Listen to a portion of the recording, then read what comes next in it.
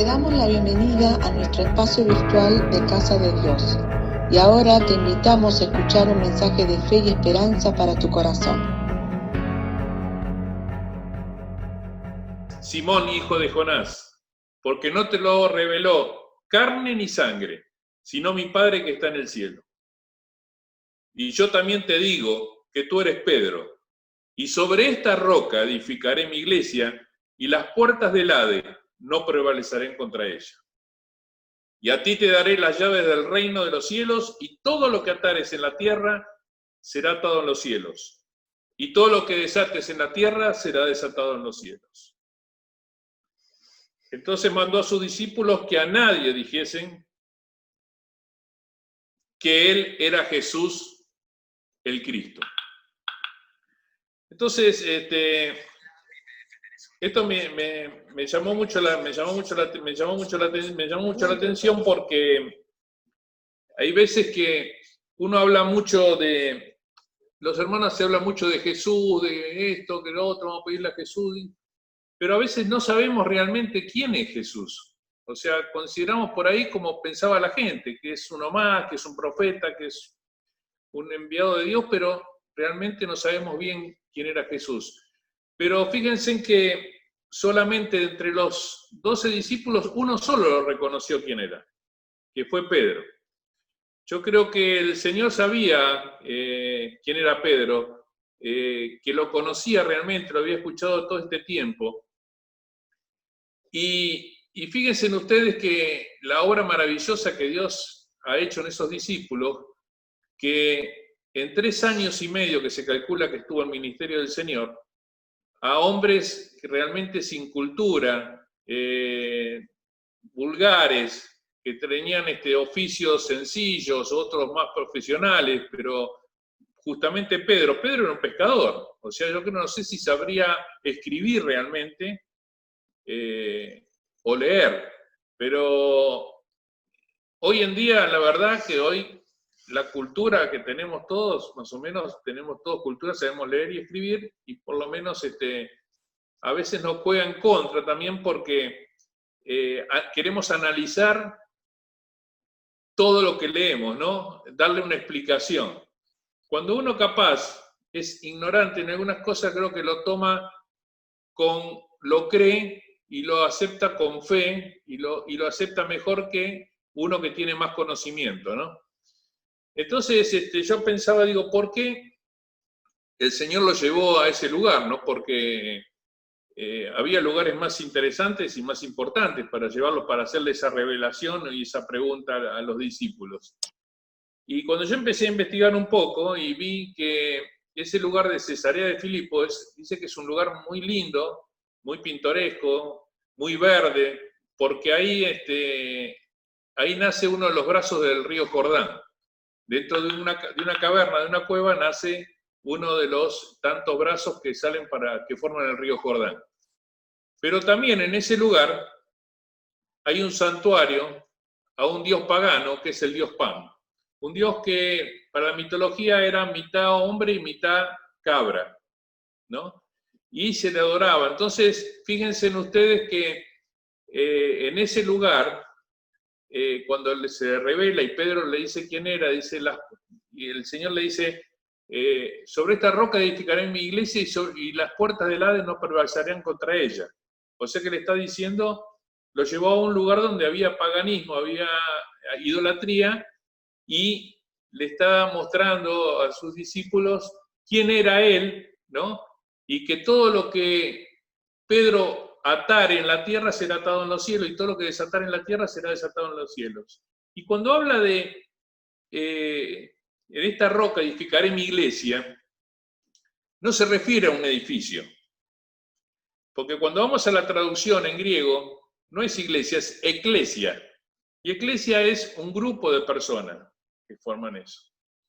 Entonces, y la roca no es la base de un edificio, sino que la roca es el fundamento que trajo Cristo a nuestras vidas, ¿no? Sobre esta roca, la roca donde se construye la casa, dice, no en la arena, sino sobre la roca. Entonces, fíjense en ustedes que eligió un lugar que era importante para hacer una diferencia de lo que es el reino de los cielos y las tinieblas, ¿no? Lo que es la idolatría y las tinieblas. Entonces, yo cuando empiezo a ver esto, fíjense ustedes que el Señor a Pedro lo vuelve a llamar después antes de su muerte y lo llama y le dice, Pedro, ¿me amas? Sí, te amo, le dice, bueno, apacienta mis ovejas. Pedro, ¿me amas? Sí, sabes que te amo. Bueno, apaciento mis corderos. Pedro, ¿me ama? O sea, 3 veces, y eligió justamente a Pedro, ¿no? Yo creo que Pedro, dentro del rubro que él tenía y la ignorancia por ahí que tenía, era el que más abierto tenía su corazón y su fe hacia el Señor, que él, en su interior sabía quién era, porque se lo reveló directamente el Espíritu, dice, no te lo ha revelado ni sangre ni carne, sino mi Padre que está en los cielos, ¿no? Y cuando vamos a esto, vamos ahora al Evangelio de San Juan, capítulo 1,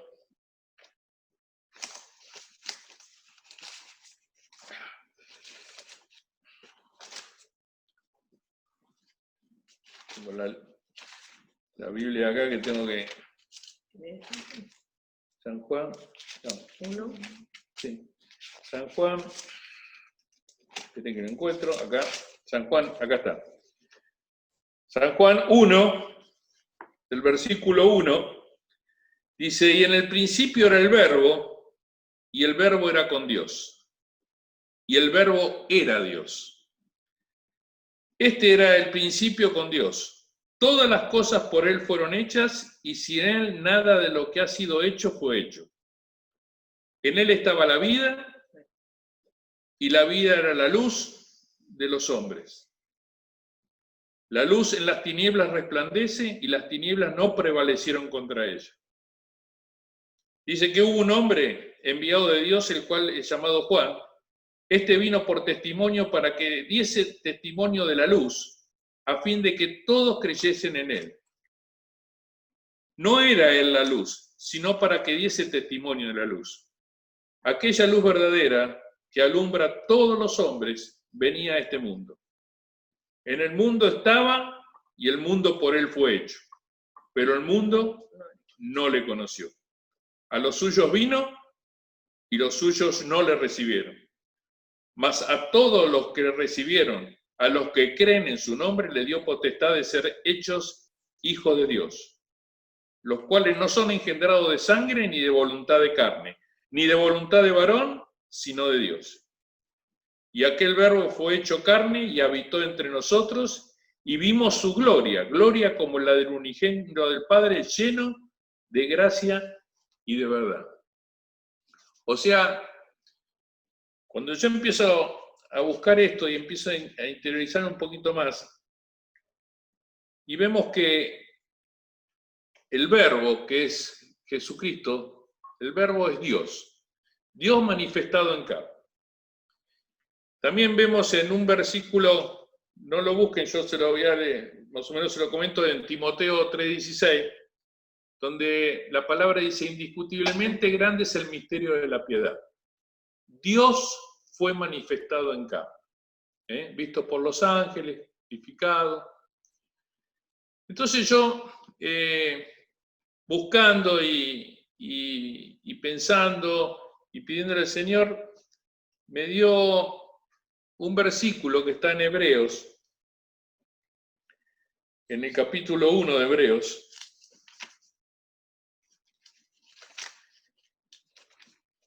Y de ahí vamos a ir a... Me quiero explicar. Vamos acá. A ver, Hebreos 1.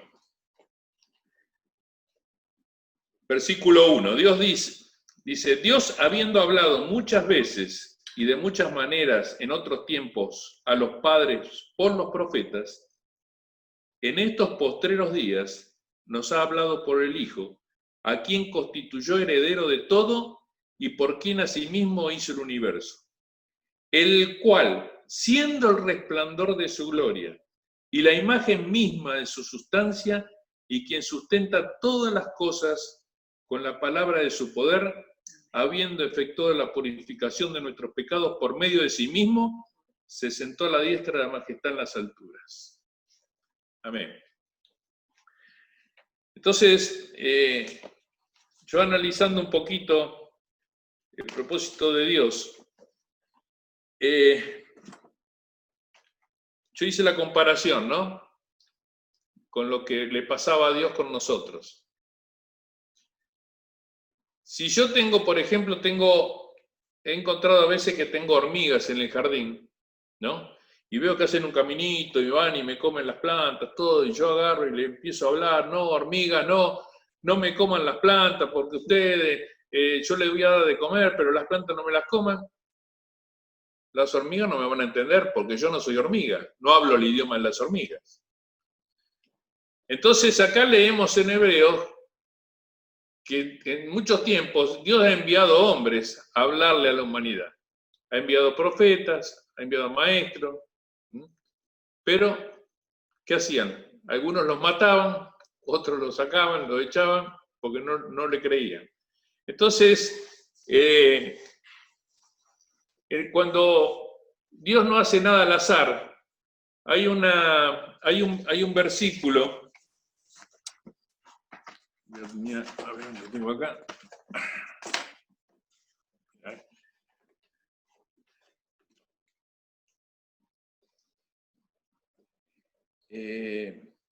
En Gálatas 4:4, vamos a buscarlo.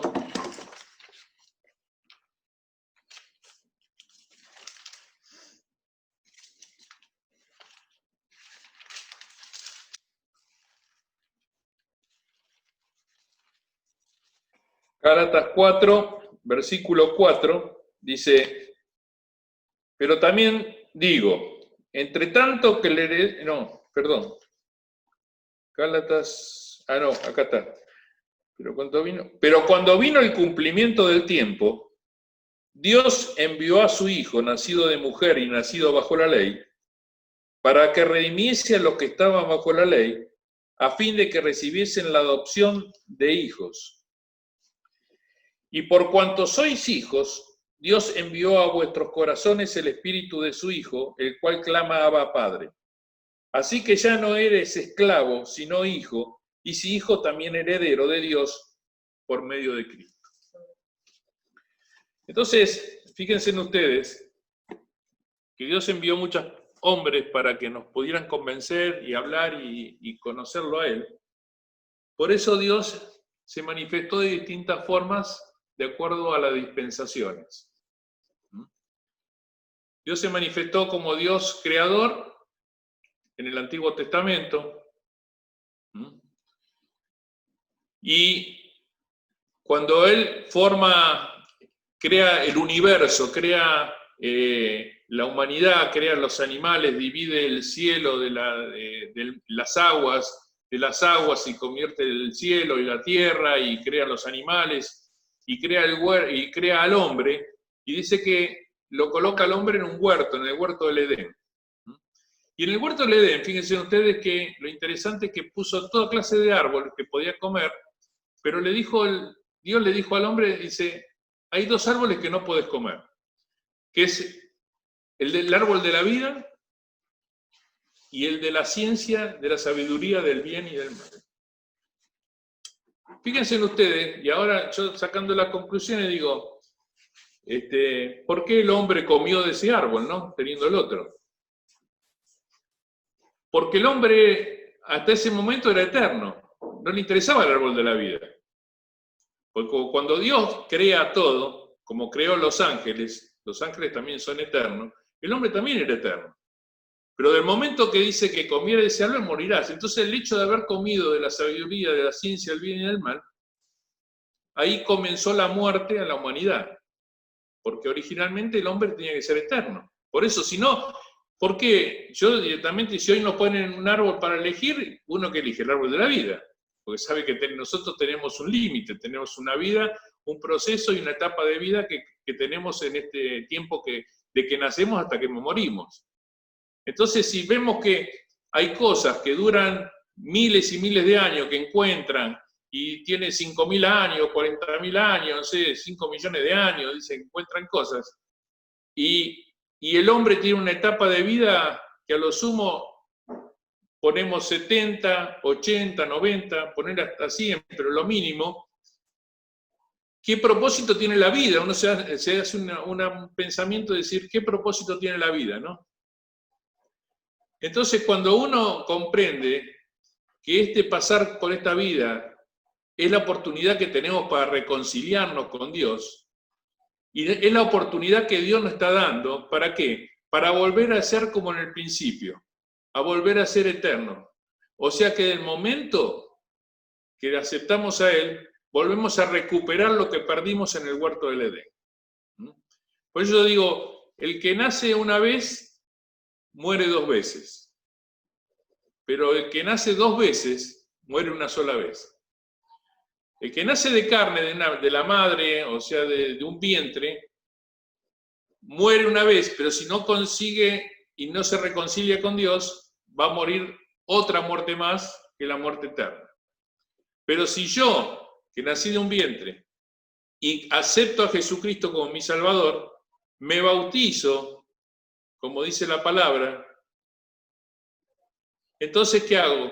Vuelvo a nacer, nací la segunda vez y puedo recuperar la posibilidad y tener la vida eterna y volver a ser como en el principio. Entonces Jesucristo, Dios, se manifestó en carne, como dice la palabra, para venir a este mundo. Dice que vino a los suyos, vino a presentar y vino no a condenar ni a terminar la ley, sino a cumplirla, porque él era el único que podía cumplirla, porque no tenía ningún tipo de pecado. Fue nacido y engendrado por el Espíritu Santo, o sea que no fue engendrado con pecado, porque no fue engendrado de un hombre, fue engendrado por el Espíritu Santo. Entonces, Dios en esa etapa, esos 33 años que vivió acá en la tierra, padeció lo mismo que padecimos nosotros, para que veamos nosotros que Él como humano, porque acá tenemos que entender una cosa, cuando dice, pero ¿cómo? Si es Dios, ¿por qué pasó eso? No, tenemos que separar la dualidad de personas, la divina y la humana. Como divina es Dios, como humano fue engendrado por una mujer, tenía los mismos sentimientos, los mismos deseos, las mismas ansiedades, tenía hambre, lloró, pero como Dios multiplicó los panes y los peces, convirtió el agua en vino, caminó sobre las aguas. Entonces, tenemos que hacer esa diferencia, porque entonces muchos dicen, pero si era Dios, ¿por qué pasó esto? O cuando fue crucificado le dice, pero si vos sos Dios, ¿por qué no le decís a los ángeles que vengan y te bajen de la cruz? Y no.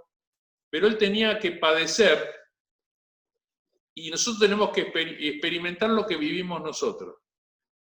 ¿Por qué? Para que podamos entender que si cumplimos y aceptamos a Jesucristo como nuestro Salvador, vamos a pasar a tener la vida eterna. Vamos a tener la vida eterna y vamos a vivir con Él. Entonces, esta etapa que tenemos de vida, que estamos en este mundo, es la oportunidad que tenemos, y gracias a Dios nosotros, que pudimos conocerle. Pero hay mucha gente que no le conoce todavía. Entonces, no perdamos la oportunidad que le conocemos de poder aceptar a Cristo.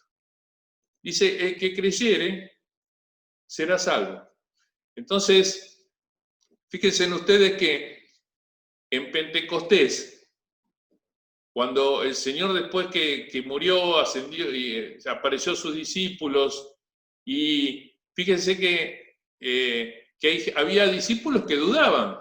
Porque estaba Tomás y le decía, pero ¿cómo sabemos que sos vos? Entonces tuvo que mostrar la herida que tenía en el costado, tocarle donde tenían los clavos, pero en unos versículos antes, Tomás le dice, Señor, dice, muéstranos al Padre y queremos. Pero dice, Tomás, ¿tanto tiempo ha estado conmigo el que me ha visto a mí ha visto al Padre. O sea que fíjense en ustedes que uno a veces quiere ver las cosas con los ojos naturales y no con los ojos espirituales. Cuando lo vemos con la parte espiritual, ahí entendemos quién es, que Jesucristo es Dios. Entonces, Él padeció todas las cosas en este mundo y en esta tierra para que nosotros hoy podamos tener la oportunidad de aceptarle como nuestro Salvador. Y poder tener vida eterna. Entonces, esto no es una religión, sino que es un cambio de vida, una aceptación. Y esa es la oportunidad que nos da, porque Él podía haber dejado que, siguiendo mandando profetas, todo, pero así hubiéramos terminado directamente todos condenados. Y a pesar de que Él vino y se manifestó en este mundo, hay mucha gente que no le cree. No le cree porque yo pensaba también lo mismo, yo si no lo veo no lo creo, hasta que yo mismo lo pude experimentar en mi persona, de que no hace falta verlo para creer, sino que se experimenta realmente a través de la manifestación que me da la certeza, el Espíritu Santo me da la certeza a mi espíritu de que soy un hijo de Dios.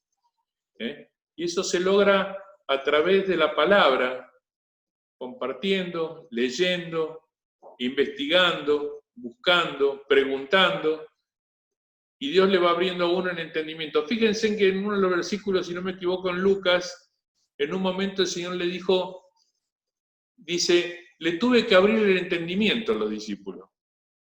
Es como que estaban bloqueados, a pesar de ver ¿saben lo que es ustedes? Si nosotros hoy aceptamos a Cristo así, porque leemos la palabra, lo vivimos, lo experimentamos en nuestro espíritu, ¿cuánto más los discípulos que los tenían al lado?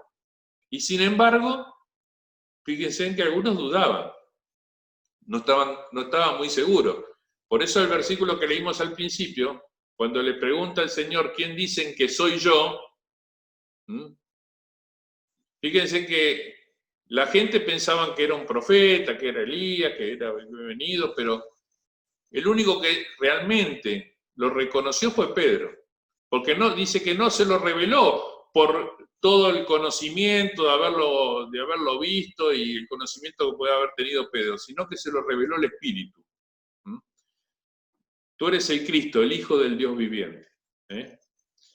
Entonces, esto quería hoy compartir con ustedes porque es largo el tema, pero como les decía ahí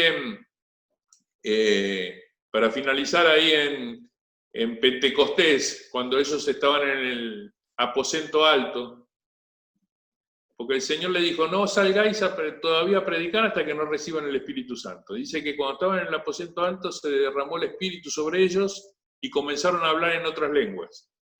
Y fue en esa época de Pentecostés, vienen todos los judíos, acudían de distintas zonas que vivían, iban a Jerusalén. Así un poco parecido como hacen los musulmanes con la Meca. Entonces, lo llamativo era que los que estaban de distintos lugares, distintas zonas, distintos dialectos que tenían, se entendían lo que se decía unos a otros. Entonces dice, este está hablando en esto, está hablando en el otro, o sea que comprendían lo que decían, lo que hacía la interpretación de las lenguas, ¿no?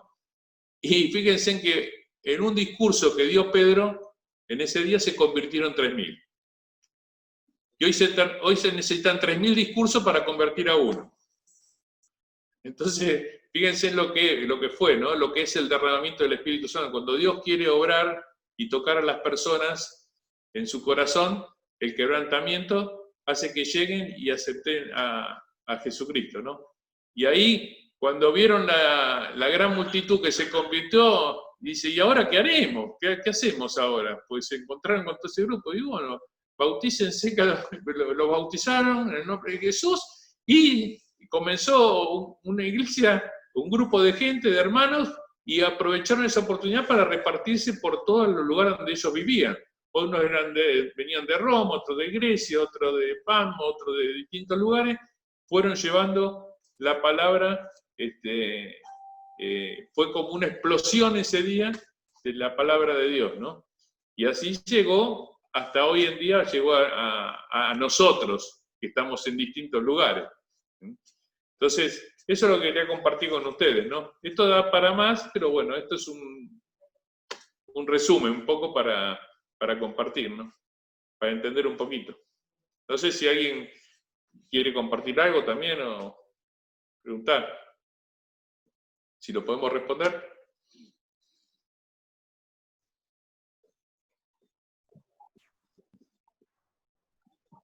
En Timoteo, ¿qué versículo y cuál de Timoteo es que dijiste?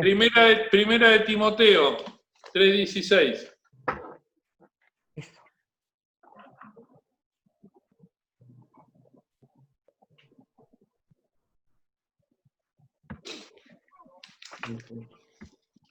Primera de Timoteo 3:16. E indiscutiblemente grande es el misterio de la piedad. Dios fue manifestado en carne, justificado en el Espíritu, visto de los ángeles, predicado a los gentiles, creído en el mundo y recibido arriba en gloria. Ahí lo resumimos todo en ese versículo, se resume prácticamente todo quién era Jesucristo.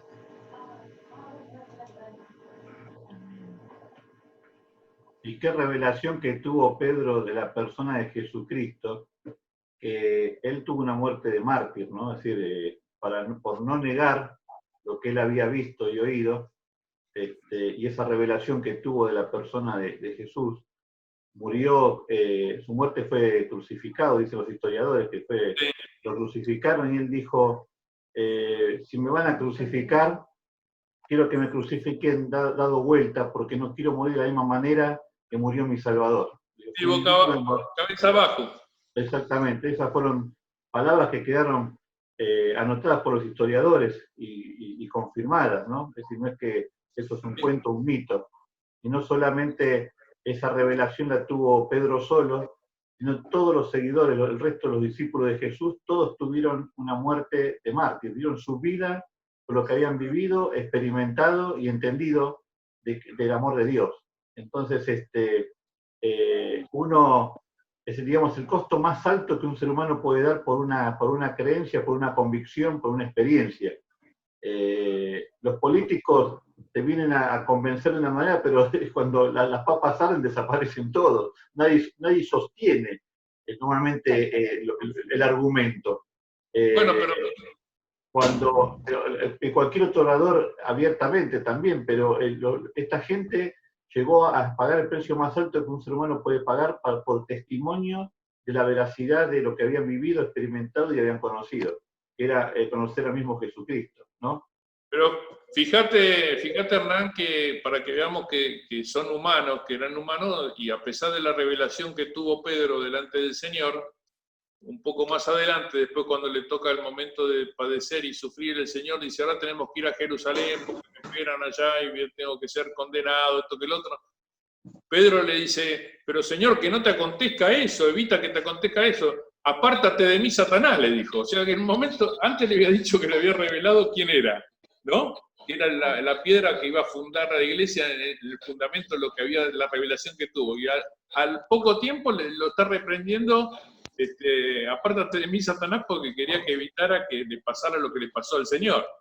Entonces, ahí te das cuenta lo que es, que somos humanos, que tenemos nuestra flaqueza, nuestra debilidad. A pesar de estar con el Señor, siempre a veces tenemos una lucha entre lo espiritual y lo carnal. Estamos compuestos de cuerpo, alma y espíritu, ¿no? O sea que había un escritor que se llama Watchman Nee, que habla mucho de eso, ¿no? Watchman Nee, sí. Sí, que habla mucho de lo que es la diferencia entre el cuerpo, el alma y el espíritu, ¿no? Es como que tenemos que ir domando cosas paso por paso para poder tener la plenitud del espíritu, ¿no? Ese autor lo recomiendo mucho también, Watchman Nee, tiene varios libros. La liberación del espíritu tiene... Exacto.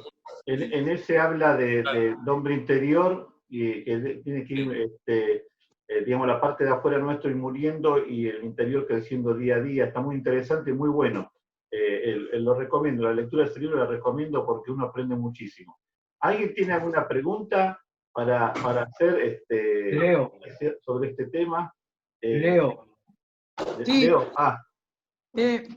Una pregunta, ya que justo Santiago hablaba de ese tema. Cuando Jesús dice que si puede, pase de mí esta copa, ¿le está pidiendo a Dios que si puede evitar su muerte, la evite?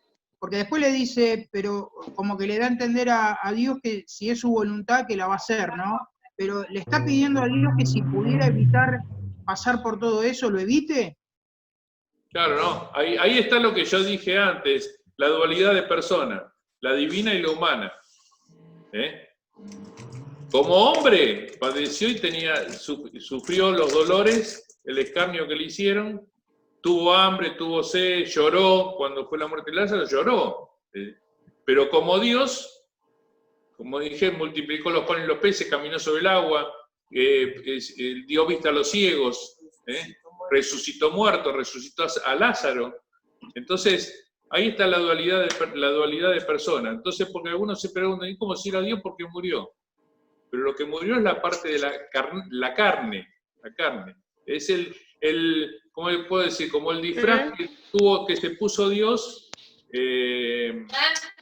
para venir a este mundo, ¿no? La vestidura como nosotros, se vistió como nosotros. O sea que se humilló hasta lo más bajo se humilló, porque él, como siendo Dios, podía haber nacido en un palacio y decir, yo soy Dios y vengo a hacer esto y lo otro. No, él se humilló hasta lo más bajo porque nació en un pesebre. Nació en un pesebre. O sea, está bien, Santiago, pero en esta dualidad que vos decís, sí. Ahí en la parte humana que él dice que pase de él esa copa si puede. Claro. O sea, que le evite el sufrimiento. Si es posible, le pide al Padre que le evite el sufrimiento. Dice la palabra, eso es lo que... Claro, porque dice la palabra que hasta sudó sangre él. Y lloró, por los médicos, uno investiga con los médicos y pregunta, hay momentos de sufrimiento tan grandes que a veces hasta por los poros dice que sale la sangre por los poros. Y él sudaba sangre del sufrimiento. Él como hombre tenía que orar a Dios, la parte humana. Pero la parte divina estaba haciendo milagros y sanaba y curaba y revivía muertos, ¿no? Eso es lo interesante. Yo estoy de acuerdo con Santiago, porque enfatiza que realmente sufrió como un ser humano, común y corriente. No hubo una deidad que lo protegió de dolor, y cuando él sabía claramente sabía lo que iba a enfrentar, entonces fue parte de la oración, y aún así sabiendo que era el camino que iba a recorrerlo, ¿no? Pero yo creo que quedó a nuestro alcance de poder leer hoy en día esas palabras, justamente para remarcarnos a nosotros que él como hombre, no sé, digamos, lo que sufrió realmente sin ningún atributo, digamos, fuera de lo común. ¿Me entendés? Cuando recibió el latigazo, no hubo un ángel que le puso la mano en la espalda para que le doliera menos. Le dolía como nos duele a cualquiera de nosotros. Cuando lo clavaron los clavos, lo mismo, y así. Entonces, creo que el énfasis de esa expresión es justamente a nosotros asegurarnos de que lo que pasó, lo pasó como un hombre. Que era justamente el propósito por el cual él había sido enviado.